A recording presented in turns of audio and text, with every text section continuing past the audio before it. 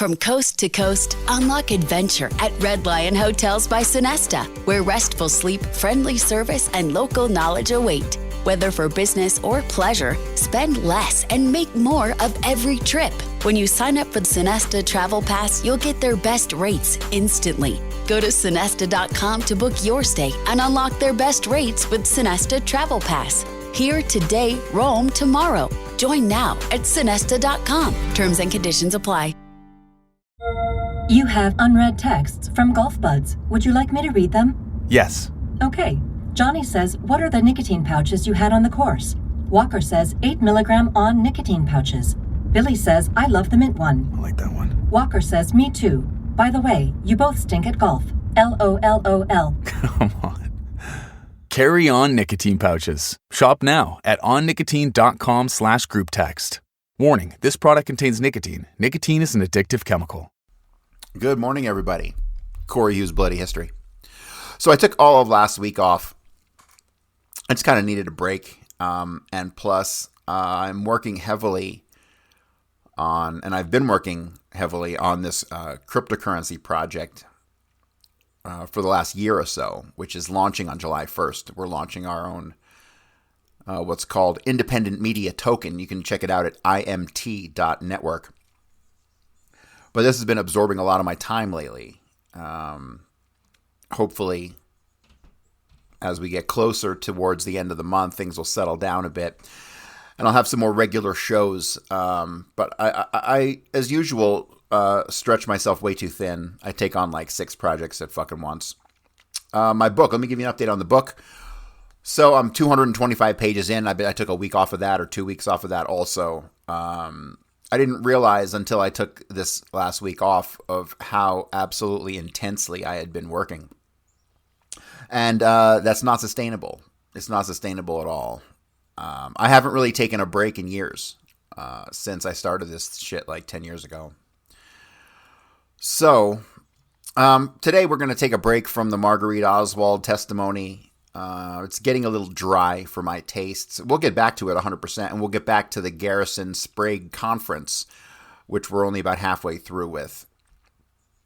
But that's the best part about this show. It's not time dated, so you can kind of pick up and leave off wherever you want, which I think is pretty nice. But today, considering that I'm working on the book, the Harvey and Lee book, it's called Lee Harvey Oswald in Black and White. I was shooting for July, but it's probably going to be later in the year. I rushed through 225 pages in about 6 weeks, which is fucking unbelievable. Like, I can't think of anybody else who could knock out that kind of work in that short a period of time. But it is going to end up being about 400 pages at least, because I still have to get to all the Marine stuff. Where I'm at is I'm in that transitionary period when he goes back to Fort Worth around 56, in July of 56. I'm still trying to figure out how to wrap up all the New Orleans duplicity, because that year of 54 or 55 and the beginning of 56 in New Orleans is peak obfuscation. It is peak Oswald being in 2 places at once. So I did figure one thing out about Oswald and why Armstrong concluded something that he did. So Armstrong didn't really ever, no matter how much time he spent on it, I think he just drove himself crazy. He never actually figured out a lot of the chronology stuff. And if he would actually have spent more time on the Monig high school stuff, junior high school stuff, what he would have found was that during that time period that Lee and his mother are missing up until from January to May of 54, where we don't know where they are, we have Lee Oswald and his mother starting to work at the Dolly Shoe Company in February. Oswald will work there for 10 weeks. His mother will work there, I believe, through October of 54. For some reason, John Armstrong believed that was Harvey Oswald and his mother working for the Dolly Shoe Company. And I don't know why he concluded that. I don't understand his logic here, because what you have is, I'm sorry, if I said 54, I meant 55. So what you have is Oswald in 55, February, starts to work at Dolly Shoe Company. But where is Oswald in February of 55? We've got a half a dozen witnesses who put him at Monig Junior High School in Fort Worth, Texas. Okay. I have the photograph of Oswald in that graduating class that people said was Oswald. You can't really tell it's him. All you can see is a hairline, really, because it's so distant. It'll be in the book. But to me, the overwhelming evidence that Oswald was in Fort Worth and he was at Monig is from a statement from a guy named Tommy Brown.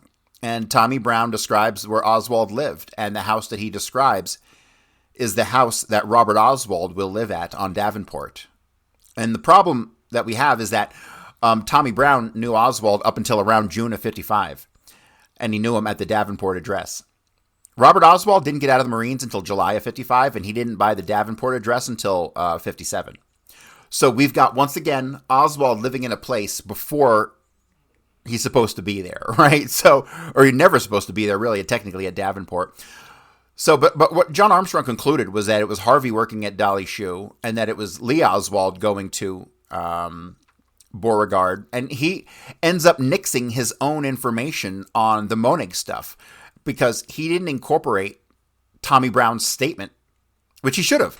And see, that's one of the things I've emphasized so many times is that when a witness provides information and they don't understand the significance of that information, yet they provide it anyway, then you can guarantee that person's telling the truth. And that is the case with Tommy Brown. Tommy Brown and his putting Oswald at the Davenport address, that is wild stuff, man. That is really wild. And here's where it even gets wilder. So I look into the house and I pull the records on the guy who owned it prior to Robert Oswald, the person who was supposedly the owner of the place in 55 when Harvey Oswald and his mother would have lived there. His name is Joseph Summerfield. Well, the first thing that you find out about Joseph Summerfield, because it's all over his gravestone, his obituary, all this stuff, he was a lifelong member of the Freemasons. And normally I don't put too much stock into this stuff. The Freemasons' job is like obfuscation and dirty tricks, right? So it should be right up this alley. But I just never really considered the possibility. But he was going back to the age of 21, he was a lifelong member of the Scottish Rite. He was inducted into the Scottish Rite while he was halfway through his stint in the Navy. Okay, who else was a member of the Scottish Rite? Guy Bannister. Guy Bannister was in the Navy and he was naval intelligence. And then I see that the former owner of the Davenport address, this Joseph Summerfield, is a member of the Scottish Rite, probably naval intelligence. And when he got out of the Navy, he went and worked for some company for 35 years that was a defense contractor, right? So this guy just reeks of intelligence operations. And that was the previous owner of the Davenport address. So there's a lot of stuff going on there that tells me that the information that puts Oswald at Monig, you can take to the bank.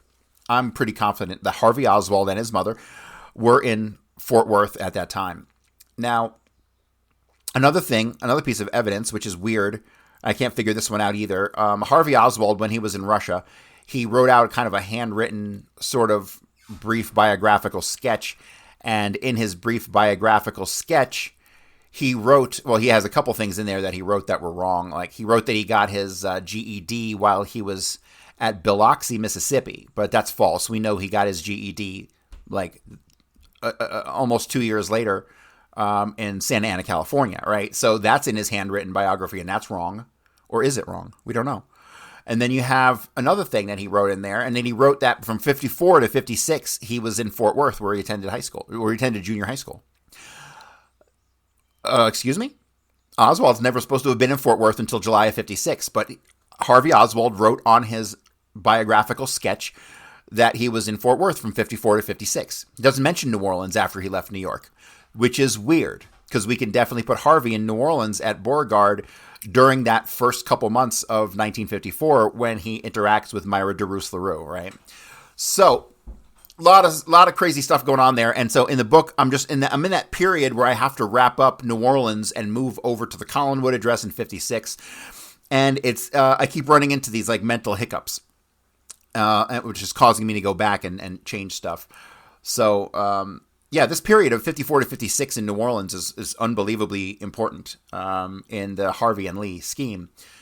So that's where the book's at. Today, what I want to do is we're going to cover this document I found.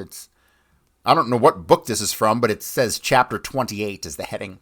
Lee Harvey Oswald, North Dakota and Beyond, by John Delane Williams and Gary Severinson. Now, like I said, I know this Harvey and Lee stuff inside and out, and I know what books have been written on the dual Oswalds. There's been about half a dozen of them. I don't know what this comes from, and it doesn't come from any book that I am aware of.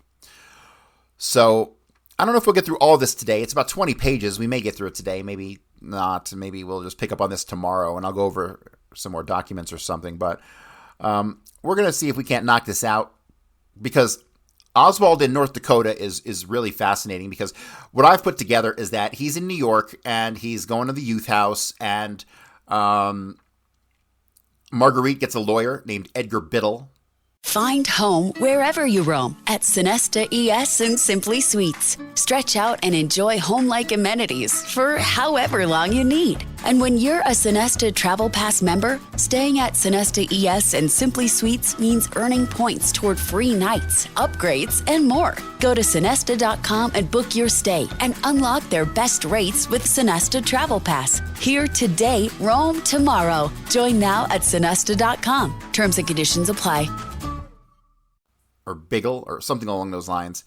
And he says, look, they want to put him in jail. You need to get him the hell out of Dodge. And so that's what I think happened. I think very shortly after Robert Oswald comes in July of 1953 and photographs Harvey Oswald at the Bronx Zoo, that Harvey and his mother will dip to Stanley, North Dakota, where they will basically hide out there until January 54, when Harvey Oswald shows up at Beauregard, where he meets Myra DeRusse LaRue, right? So this period here is more evidence of the Harvey and Lee scheme, because we have concrete records of Oswald at PS 44 in New York, right? So let me begin. Lee Harvey Oswald, North Dakota and Beyond. North Dakota would become part of the JFK assassination story subsequent to a letter sent by a Mrs. Alma Cole to President Johnson. That letter follows. The original was in Mrs. Cole's handwriting, in parentheses. December 11th, 63, President Lyndon Johnson. Dear Sir, I don't know how to write you, and I don't know if I should or shouldn't. My son knew Lee Harvey Oswald when he was at Stanley, North Dakota. I do not recall what year, but it was before Lee Harvey Oswald enlisted in the Marines. The boy read communist books then. He told my son he had a calling to kill a president. My son told me, he asked him how he would know which one. Lee Harvey Oswald said he didn't know, but the time and place would be laid before him. There are others at Stanley who knew Oswald. If you would check, I believe what I have wrote will check out. Another woman who knew Oswald and his mother was Mrs. Frances Jellised. She had the Stanley Cafe. She's Mrs. Harry Murbach now. Her son, I believe, knew Lee Harvey Oswald better than mine did. Frances and I thought Oswald a bragging boy. Now we know different. We told our sons to have nothing to do with him. I'm sorry I don't remember the year. This letter is wrote to you in hopes of helping. If it does, all I want is a thank you. Mrs. Alma Cole, Yuma, Arizona. The response to the letter, which was sent to the FBI on December 19, 1963, was immediate. On December 20th, Mrs. Cole was interviewed in her home in Arizona, and a day later, her son, William Timmer, was first interviewed in Spokane, Washington. Also, the FBI began to interview several persons in Stanley and nearby towns. The FBI interview of William Timmer. William Henry Timmer was interviewed by FBI Special Agent Donald Head. The interview transpired over 2 days, December 21st and 22nd, 1963. During the summer of 1953, a person Timmer knew as Harvey Oswald. This is the first known usage of Harvey Oswald. Actually, it's not the first known usage of Harvey Oswald. Sorry, buddy, you got that wrong. The first known usage of Harvey Oswald was in 51 on the Consolidated Census list. Oswald appeared to be older than Timmer. This is wrong. It says Oswald was born 10/19/39. That's false. He was born 10/18/39. Timmer was born 5/14/41. Oswald was observed riding a bike with no chain guard, and he kept getting his pant leg caught in the chain. Oswald wore shabby clothes. Timmer met with Oswald several times, perhaps half a dozen. Oswald showed Timmer a communist pamphlet written by someone named Marx. Timmer recalled Oswald as having been in a couple of fights. Oswald mentioned being a member of a gang in New York City. Timmer invited Oswald to his grandmother's property, where Timmer and his mother were staying in a trailer, to see Timmer's pet rabbits. Timmer wanted to introduce Oswald to his mother, but when Oswald saw her, he rode off on his bike. At another meeting, Oswald told Timmer, "Someday I'm going to kill the president," or words to that effect. Timmer indicated that he'd been ill recently, and at the time of the assassination, he was in a motel room without a TV. Timmer heard that Lee Harvey Oswald had killed the president, but that name didn't mean anything to him. Timmer's mother, Alma Cole, sent a letter to Timmer with 2 pictures of Oswald, one where Oswald was being led by a policeman in jail, and one when Oswald was shot. Timmer wrote to his mother in an answer to her letter that Oswald was the same boy he saw in Stanley. Timmer wasn't quite sure who was with him when he saw Oswald, but he did give the agents some names of his acquaintances at the time. Other FBI interviews associated with Stanley. Mrs. Alma Cole confirmed that she wrote the letter and had said that she had only seen Oswald once briefly. Mary Wirtz, the mother of Alma Cole and the grandmother of William Henry Timmer, said that she didn't know any of her grandson's acquaintances. She was 80 at the time of the interview. Jerry Evanson, an acquaintance of Timmer, did not recall a person named Oswald from the summer of '53. Bud Will, mayor of Stanley and proprietor of City Trailer and Motel, stated that his records did not show that Oswald or his mother had ever stayed at his establishment. Lane Evans vaguely remembered an incident in the park involving a fight, but Evans could recall little else. Delvin Douglas Jellised indicated that he was unaware that Lee Harvey Oswald or his mother had ever even been residents of Stanley, North Dakota. Mrs. Harry Murbach indicated that she was not personally acquainted with Lee Harvey Oswald or his mother. Ralph Hamre, Hamre, sheriff of Montreal County, Stanley's the seat of that county, said, "To my knowledge, Lee Harvey Oswald's never been a resident of Stanley, North Dakota." Hammer also indicated that Timmer was an iterant and unreliable. Mrs. Elmer Nelson, mother of Jack Feehan, gave the FBI her son's current address. The FBI decided not to interview Feehan, given their negative findings to that point. Walter Poulsen, a lifelong Stanley resident, denied ever having known Lee Harvey Oswald. More recent interviews of William Henry Timmer. Timmer was interviewed by the BBC sometime in the 1960s, but that interview was never broadcast. Timmer was interviewed by Armstrong on October 27, 1994. Subsequent to that interview, Timmer was interviewed by Nigel Turner, a British filmmaker who was also known for his series The Men Who Killed Kennedy, which was broadcast in Britain and then on various networks to the United States. The last broadcast of The Men Who Killed Kennedy occurred on November 22, 2003, a segment that investigated the culpability of Lyndon Baines Johnson in the assassination. Jack Valenti, what do you know? Jack Valenti tried unsuccessfully to have a prior restraint placed on the History Channel to keep them from airing this episode. He was successful in stopping the History Channel from re-airing the episode and preventing sales of DVDs that included the episode. Presumably, Turner went 2 days interviewing Timmer with the intent that a subsequent episode would address events in Stanley, North Dakota. Timmer wrote his mother after she sent him the newspaper photographs that the man in the newspaper was the same boy who he had met in Stanley. His mother then sent the letter to President Johnson. Oswald, or an imposter, was probably in North Dakota during July and August '53. Timmer was one of several persons whose evidence was ignored by the FBI and never interviewed by the Warren Commission. The evidence supplied by many of these persons was contradictory for the evidence that they chose to use. It was Armstrong's contention that the evidence placing Oswald in 2 different places at the same time were too numerous not to investigate. Armstrong would conclude that there were 2 Oswalds, a Lee Harvey Oswald and a Harvey Lee Oswald. Interviews in 1999. These writers conducted a series of interviews 36 years after the FBI interviews, addressing events in Stanley relating to Oswald. Mrs. Alma Cole, Jerry Evanson, and Lane Evans, all interviewed in '63 by the FBI, were interviewed by us. Jerry Feehan, whom the FBI decided not to interview, was interviewed by us. 2 significant persons living in Stanley, Keith Schulte, state's attorney for Montreal County, and Russell Killen, editor of Montreal County Promoter, were interviewed by us. Interview of Alma Cole. 2 interviews were held with Alma Cole, mother of William Henry Timmer. Several significant points were raised. First, Mrs. Marguerite Oswald was said by Cole to be living in Stanley for the duration of the time that Lee Harvey Oswald was in North Dakota. Mrs. Oswald was pointed out to Mrs. Cole in a dress shop by Cole's cousin, Francis Jellised, who had seen Mrs. Oswald at Jellised's restaurant in Stanley. Mrs. Oswald was loud and wanted everyone to know she was from Texas.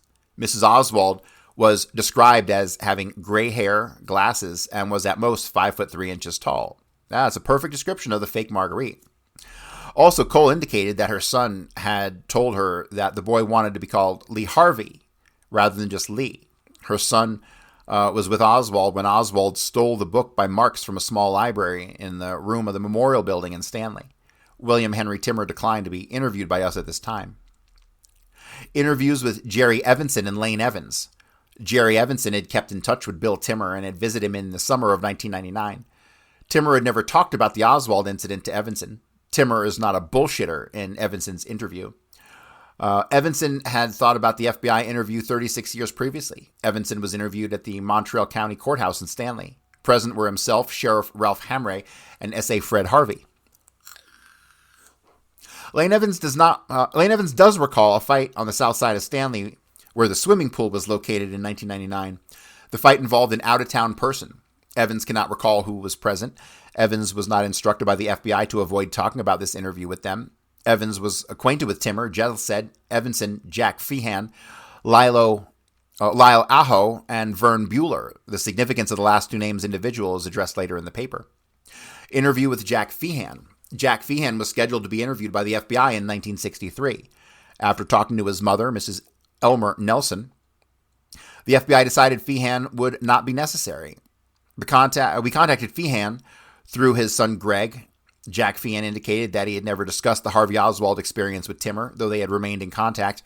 Feehan had no recollection of Harvey Oswald himself. In a subsequent interview, Greg Feehan indicated that his father had called Timmer and asked him about Oswald's circumstances. Timmer, according to Greg's father, denied knowing anything about the Oswald events. Interviews with Keith Schulte and Russell Kylan.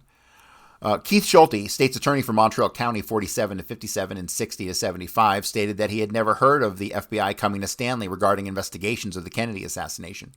He thought that Sheriff Hamre and Mayor Will would surely have told him about being interviewed by the FBI.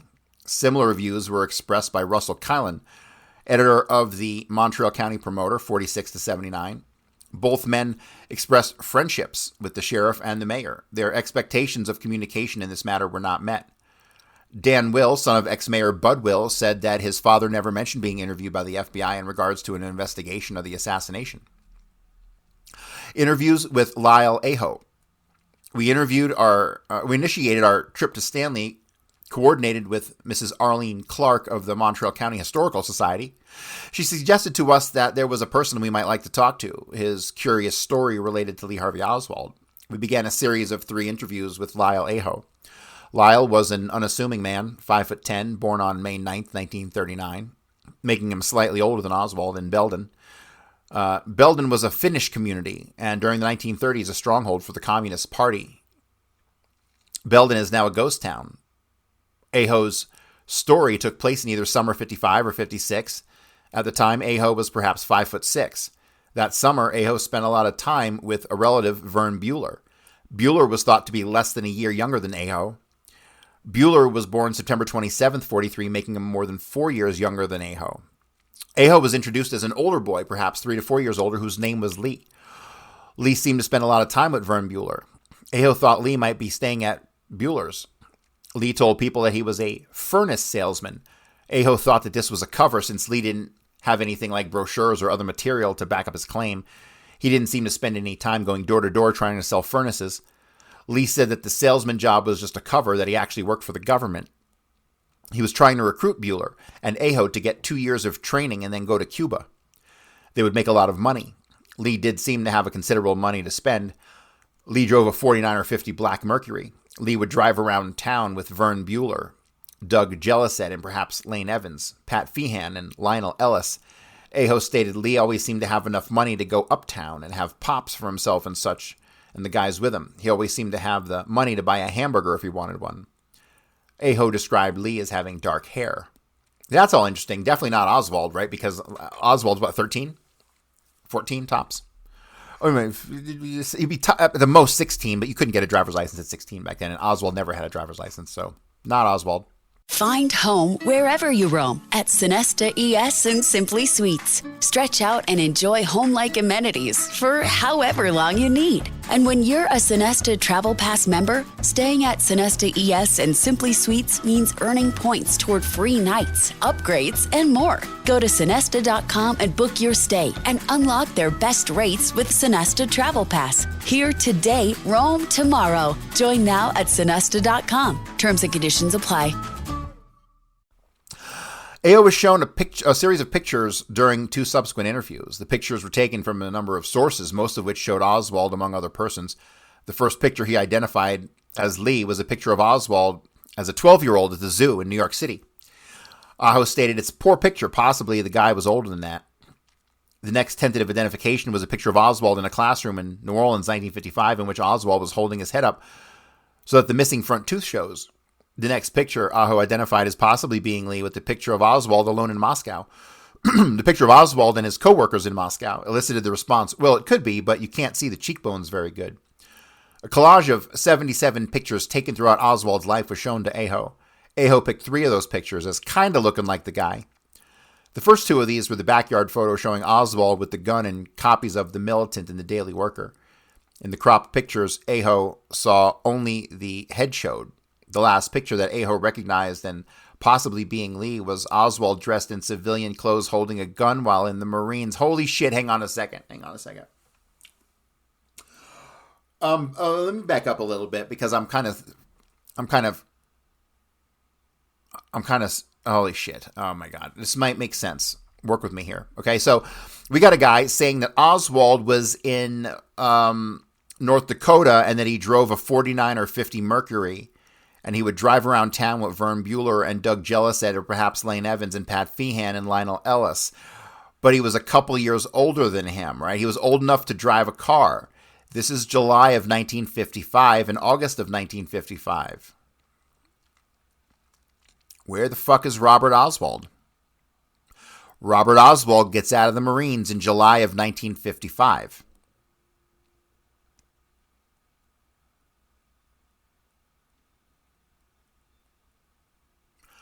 Robert Oswald got out of the Marines in July of 1955.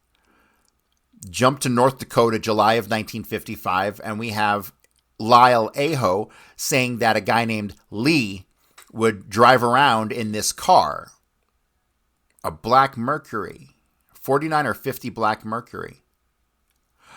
Okay, so Robert Oswald made this distinct statement that when he gets out of the Marines in July of 1955 in Fort Worth, the first thing he did was he bought a car and then he drove to New Orleans. What kind of car did Robert Oswald buy when he got out of the Marines in July of 1955? I'm pretty sure I'd have to go check the Warren Commission testimony. I'm pretty sure it is in there. I just don't have it in front of me. But could it have been a 49 or a 50 black Mercury? I don't know. I don't know at all. But he's saying this guy who identified as Lee Oswald was driving around in a car, and that sure as fuck is not Harvey Oswald, who's only about 15 years of age at this time. That would have made Robert Oswald closer to 18 or 19 or 20. And he described Lee as having dark hair like Robert Oswald. Ooh, Diana, this is something we need to look into because Robert Oswald might have been in North Dakota, July and August of 55, which contradicts everything he said about New Orleans. Oh, man, that's interesting. That's really interesting. And it would make a lot of sense, too. Aho did not have any particular recollection of the assassination. He was probably in Stanley, but he doesn't recall with any clarity news of the assassination. He does not connect Oswald with the Lee that he knew. Aho further described Lee as having a southern accent, probably Texan. Lee weighed about 150 pounds. Not in 1955, he didn't. He wore baggy clothes. He was slender, although he thought he might be getting a gang together to rob banks or something. Aho had in his adulthood worked on a construction company known as Brown and Root. What? Aho worked for Brown and Root? Owned by Lyndon Johnson? That's wild. When asked who owned them, Aho replied, Mrs. Lyndon Baines Johnson. He saw her picture in the company magazine, Ground Builder. Aho was disabled in a car accidentally in 1976. Eventually, he took up tailoring to make a living. He lived most of his life in Stanley. After the questioning was done, Aho asked of the pictures, "Who is this guy?"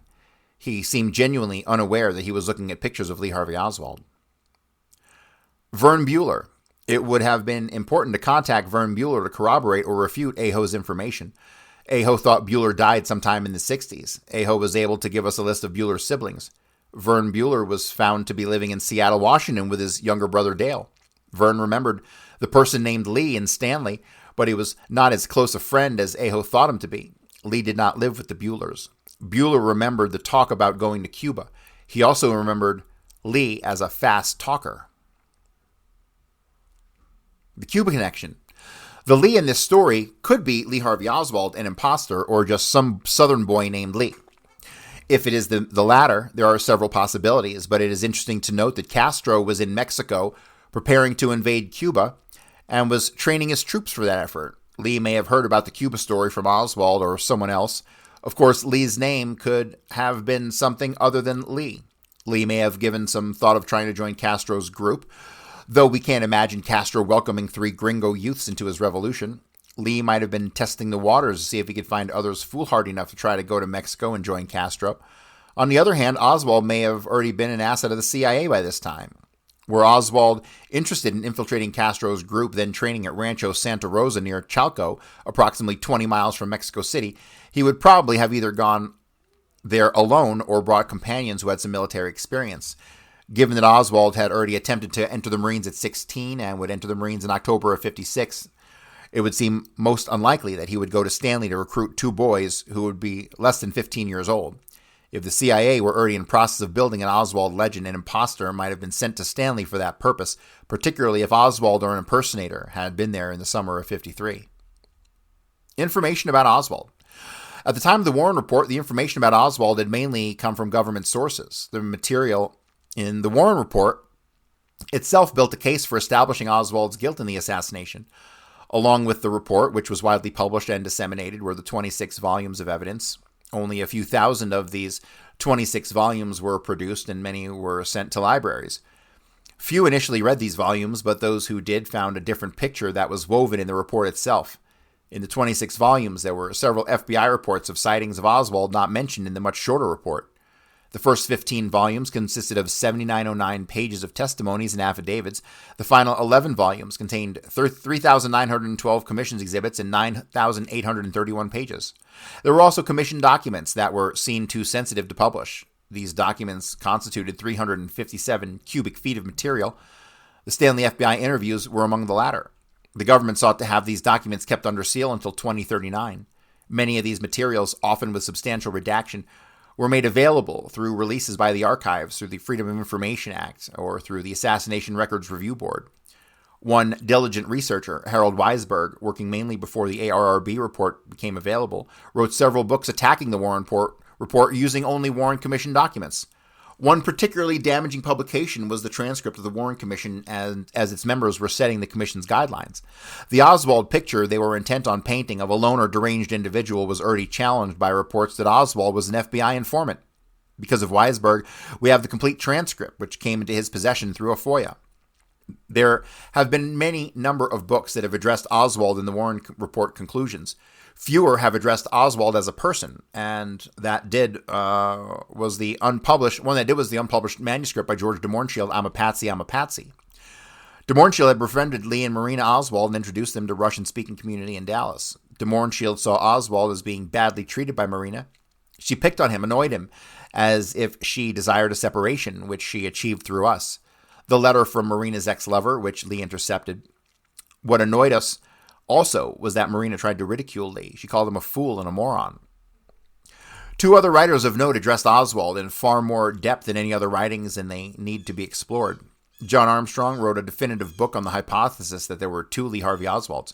One was a boy born in New Orleans in 1939, but who essentially disappeared after the assassination, probably taking on another persona. The other was probably a Russian-speaking youth who was brought over around age 12 and would eventually assume Oswald's identity. That I disagree with. I truly believe they're brothers. Armstrong called the boy born in New Orleans Lee and the Russian-speaking boy Harvey. The other books are by Judy Very Baker, who's a total fucking fraud, by the way. Judy Baker's a fucking fraud. And if you're listening, Judy, fuck you. Whereas Armstrong, again, relies prominently on the documents from the 26 volumes accompanying the Warren Report and documents pried loose by the FOIA and ARRB, along with many interviews. Conducted by him and members of his research team, Baker's story is her personal story with Lee Harvey Oswald. Her story was also broadcast on The Men Who Killed Kennedy, Part 8. Baker has recently completed another book about Oswald. At this point, we need to address the big enigma regarding Oswald. How did he become as proficient as he did in spoken Russian? That's the biggest mystery of all, because like even with this Harvey and Lee stuff going on, we don't have Harvey hop into the picture till July of 1953. Find home wherever you roam at Sonesta ES and Simply Suites. Stretch out and enjoy home-like amenities for however long you need. And when you're a Sonesta Travel Pass member, staying at Sonesta ES and Simply Suites means earning points toward free nights, upgrades, and more. Go to Sonesta.com and book your stay and unlock their best rates with Sonesta Travel Pass. Here today, roam tomorrow. Join now at Sonesta.com. Terms and conditions apply. And we don't have any indication that he had any accent. He wasn't native Russian speaking. He spoke like a normal boy. He didn't have any kind of Russian drawl.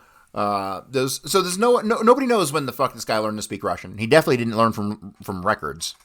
When I grew up in New York when I was a little kid, and I had a friend who was Russian, like right off the boat from Russia, and they taught me a little bit of Russian back then.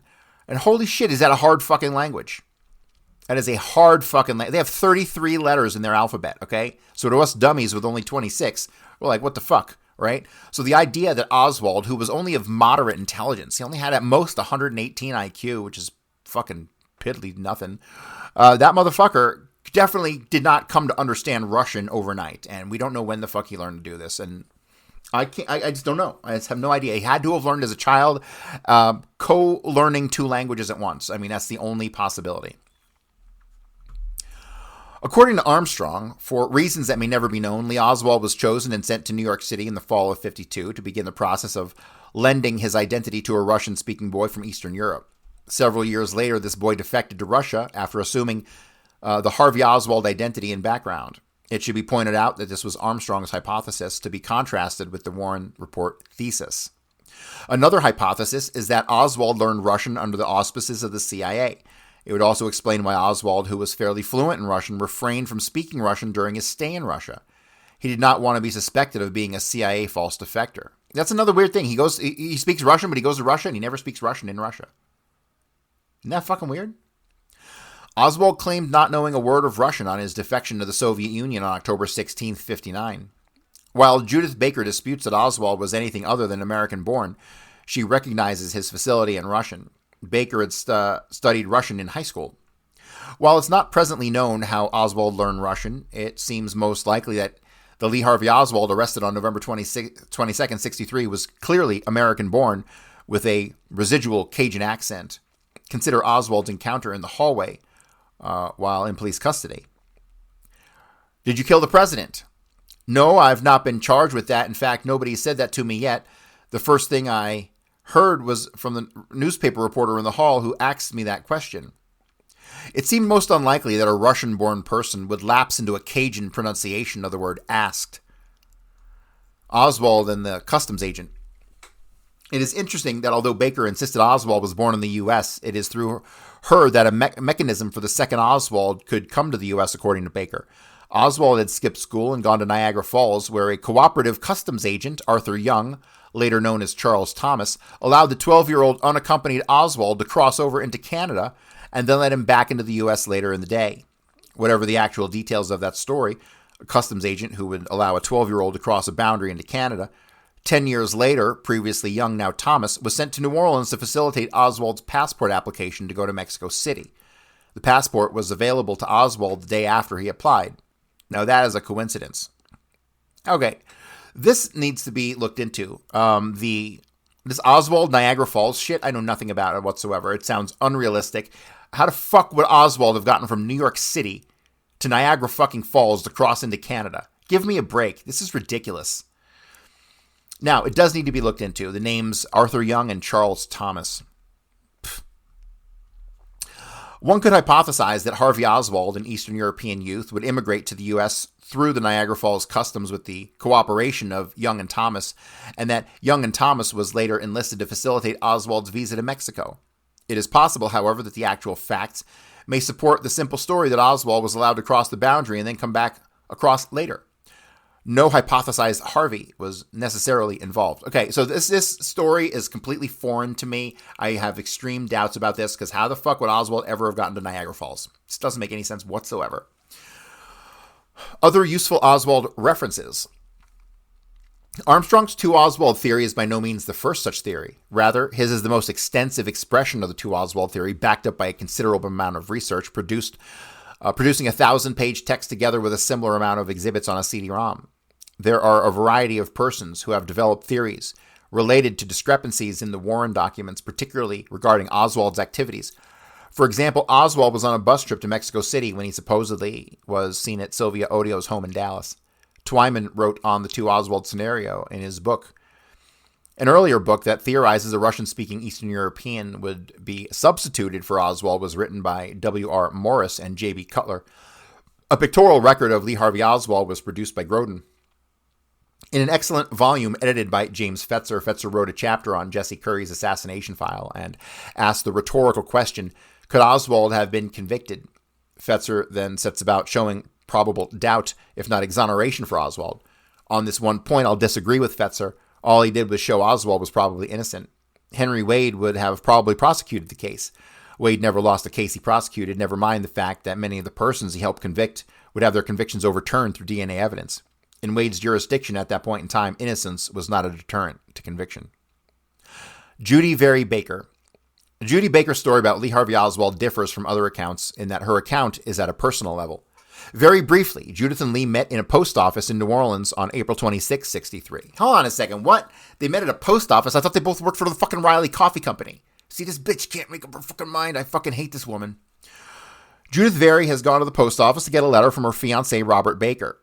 Judith was holding a rolled-up newspaper and a circled coded message on it to Robert that fell when she reached over the counter to give the postal worker a letter. The newspaper fell, and Oswald, who was in line behind her, picked it up. Judith said in Russian, "Thank you, comrade." Lee answered her in Russian. Judith had a habit of using Russian and other foreign languages in salutations and letters. Judith Baker, fuck you, dude. You're so stupid. It's fucking unbelievable. Passing fucking secret messages to her fiancé. Fuck you. From that encounter, they would quickly become friends, though Judith's impending marriage would, for a while, preclude more than a friendship. Judith had come to New Orleans to work with Dr. Alton Ochsner, an internationally known cancer researcher who had a clinic that treated cancer patients as well as others. Judith had an outstanding record in doing science research and had recently been working with fast-acting cancers, even though she was only 19 years old in 1963. Oswald first introduced Judith to David Ferrie as well as to Guy Bannister. Bannister confirmed to Judith that Oswald was working on the oh my God, she's so full of shit. Later that day, April 27, 1963, Oswald took her to Charity Hospital for their appointments with Dr. Ochsner, with Oswald going in first. Oswald's interview lasted about 40 minutes. After Oswald left Dr. Ochsner's office, Judith was invited in. In Judith's interview, she agreed to participate in clandestine projects. Oh! So she's passing fucking secret messages to her fucking fiancé via a newspaper, but it's after that she's asked to be involved with clandestine projects, okay? Anybody out there who believes a word of Judy Baker's fucking drivel is a fucking moron. Seriously, fuck that woman. On May 2nd, Judith and Robert Baker were married she's a cheating whore also, right? So she fucked around with Oswald and then got married anyway. This woman is disgusting. On the evening of May 3rd, 1963, Robert Baker left for his summer employment on a seismic survey ship in the Gulf of Mexico. Judith had arrived early to New Orleans. Ochsner had asked Judith to come at the end of the school year, but was unfamiliar with the trimester system, which let out about 3 weeks earlier than a semester system. Her work with Ochsner would begin May 10th. Apparently through a mix-up, she was thought to be the young researcher who would liaison with David Ferrie and his research with mice and cancer. She began this work through a clandestine arrangement. She and Oswald were hired by the Standard Coffee Company, a subsidiary of Riley Coffee Company, to be transferred to Riley Coffee the following week. It would appear that Oswald was getting money under the table. He gave Judith $400 before she left New Orleans. This gift has a double meaning. Not only does it relate to Oswald's caring for Judith, but it also addresses the issue of Oswald having considerably more money than his meager wages at Riley Coffee. Okay, this is all bullshit, people. I'm just reading this because this is what it says. But this is all nonsense. You can't believe a fucking word out of Judith Baker's mouth. Even this low-paying job had been lost several weeks prior to Oswald's $400 gift to Judith. The most likely source of this money would seem to be an unvouchered money from the CIA. Oh, really? Of all things. Just had to be the CIA. This is why I hate researchers, because they're so fucking retarded. The most likely source of this money would seem to have been unvouchered money from the CIA. Oh, really? You're making 10 assumptions in one fucking sentence here. Jesus Christ. Oswald being involved with the CIA would also explain why Oswald's relationship with Alton Ochsner and Oswald's relationship with Guy Bannister, without releasing Judith's books on Oswald, from her viewpoint, they fell in love, had begun an intimate relationship, and in late August planned to get together in Mexico in the next several months. Rather than being the loner and crazed assassin that the Warren Commission painted him to be, Oswald was a complex young man, but one who was caught up in a web of circumstances that left no way out. As to whether Oswald and Jack Ruby knew each other, Ruby was asked by Carlos Marcello to keep an eye on Oswald after Oswald's first attempt to get into the Marines. At one point, Ruby asked Oswald if he wanted to be in Marcello's family. Oswald was already at least somewhat connected to the mafia through his uncle Dutz Moret. Oswald said he preferred to be in the military family. Why did Judy Baker wait so long to tell her story? First, there was the issue that she was, until 1989, still married to Robert Baker. From Judith's point of view, she saw herself going to Mexico to live with Oswald in a few months so she could tread water until then. Her husband never asked any questions about Judith's activities while he was working on the Gulf Coast. After Oswald's death, she just settled in, eventually having 5 children with Baker. They finally divorced in 1989.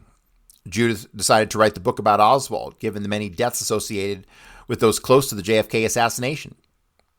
See Robert and Armstrong. Being careful seemed prudent. She'd already been warned by David Ferrie in the December of 1963 that she would die if she ever revealed what she knew. She was told that Santos Traficante was having Judith monitored. Ferrie told her, "You have to be a vanilla girl, a nobody. Keep your head down. Don't make waves if you want to stay alive." Ferrie finished with, "I can never contact you again, and you can never speak about this to anyone. For all our own good." Judith's plan in the early 1990s was to write a book and to leave it with her son, who was a professor of economics. She would eventually go through 3 separate versions. There were problems with getting it published. When the 2 volumes were published in June of 2006, contractual problems made it necessary to remove them from the market in less than a month. Who was in Stanley, North Dakota in the summers of 53 and 56? Okay, these years are wrong, okay? There's no way Oswald was in Stanley in 56. It's only 53. I've never heard another reference to Oswald being there in 56. So, the years here have to be fucking wrong. The person seen in Stanley in the summer of 53 was most likely Lee Harvey Oswald or an Oswald imposter, which could include Harvey, if Armstrong's hypothesis about an Eastern European Russian-speaking youth having emigrated to the United States were true. Note that admitting Oswald an imposter at this point would have clearly pointed to a conspiracy. The more benign version would be that it was Oswald. True to the FBI's process of ignoring contrary evidence, given the choice, it appears the FBI chose to make the interpretation that the witnesses must have been mistaken. What of the FBI interview showing several persons saying neither Oswald nor his mother were residents of Stanley? Our interpretation is that the meaning of the term resident allowed the speaker to deny this status to the Oswalds. In 1953, Stanley's population had doubled due to an infusion of new persons involved in the expanding oil industry. Locals often saw the oil people as iterants and thus not residents. A personal example might shed some light. In 1990, I was living with my family in an older section of Grand Forks, North Dakota. We had lived in this location for 10 years. I was out doing some yard work in the front yard when an older couple was walking by. The husband asked, "Do I live here?" I said, "Yes." He responded, "How long?" I said, 10 years. The man turned to his wife in a low voice and said, "Newcomers." It would have served the purpose of J. Edgar Hoover that the persons interviewed in Stanley had a different meaning to resident than might be inferred from reading the FBI reports. The person seen in Stanley in 1956 named Lee, with a southern, probably Texan accent, could have either been Oswald or an Oswald imposter, or simply a young southerner with a remarkably similar appearance to Oswald, together with an interest in going to Cuba, also coincidental in the interests that an older Oswald would have. Nearer to the assassination, it seems likely that more than one Oswald imposter was active. So the rest of this chapter continues on with a bunch of other stuff about Harvey and Lee. It doesn't have anything to do with the North Dakota stuff, so I'm going to call it right here. But this information on a Lee being in Stanley in 56, I don't know where this comes from at all, period. I'm having a feeling that the timing is probably wrong. It wasn't 56. It was probably 53. And everything I said about Robert Oswald earlier was probably wrong because that would make sense if he went to Stanley, but we have no evidence of this, right? So I'm just talking out my ass here. But that's going to do it for me today, guys. I'll be back. We'll do another couple shows this week. I'll definitely have another World War II show for you guys because that stuff's blowing up lately. But that's going to do it, and I will be back next time. Thanks, guys. Find home wherever you roam at Sonesta ES and Simply Suites. Stretch out and enjoy home-like amenities for however long you need. And when you're a Sonesta Travel Pass member, staying at Sonesta ES and Simply Suites means earning points toward free nights, upgrades, and more. Go to Sonesta.com and book your stay and unlock their best rates with Sonesta Travel Pass. Here today, roam tomorrow. Join now at Sonesta.com. Terms and conditions apply.